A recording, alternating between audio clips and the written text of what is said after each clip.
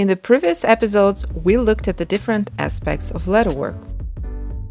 We talked about letter itself, the additional materials, and the liquids that can be used. We also went over the most commonly used tools and machines that can make your work easier, whatever you're working on a small project or larger scale production.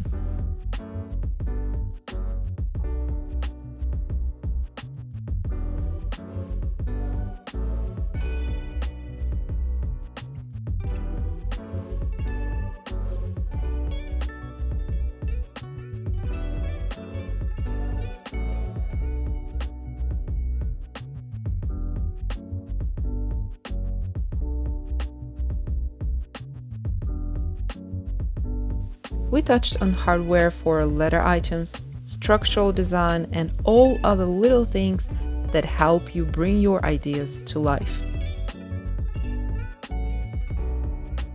Yes, as soon as you're aware of available options, the range of solutions suddenly gets much bigger. But it's not enough just to talk about that. It's very important to try it and take a look how it works. And this is exactly what we're going to do in the next part of our course. Coming up, we are going to create 2 letter items using different types of letter.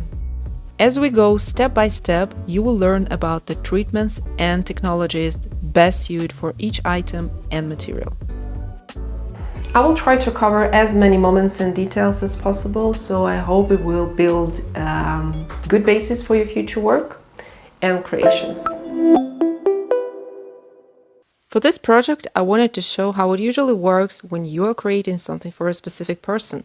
Think of it like designing a custom piece, maybe a gift, something that really fits that person, something that person would love, something that resonates with the memories and experience you shared. But where do you start? How do you even begin thinking about that? Well, first, let me introduce you to Andy. If you've ever been to London and treated yourself to a custom-made suit or a pair of fine shoes, chances you've heard of him.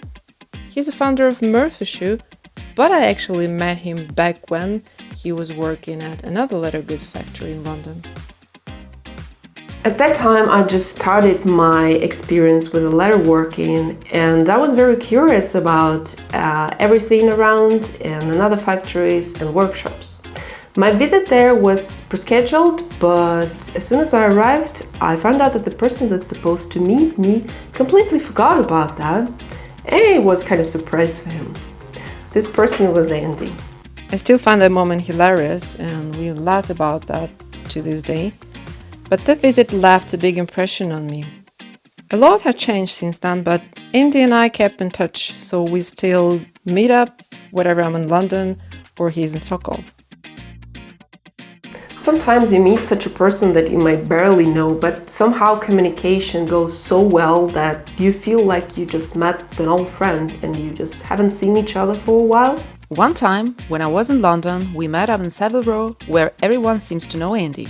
We even ended up getting a spontaneous little tour through a few tailor houses.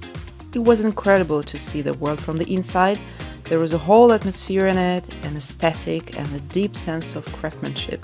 Everything is made for someone special, and the quality is just next level. It hits even harder when you understand how much work goes into every detail of what they create.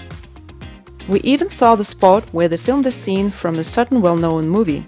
Let me know if you can recognize which one I'm talking about, and that part was especially cool.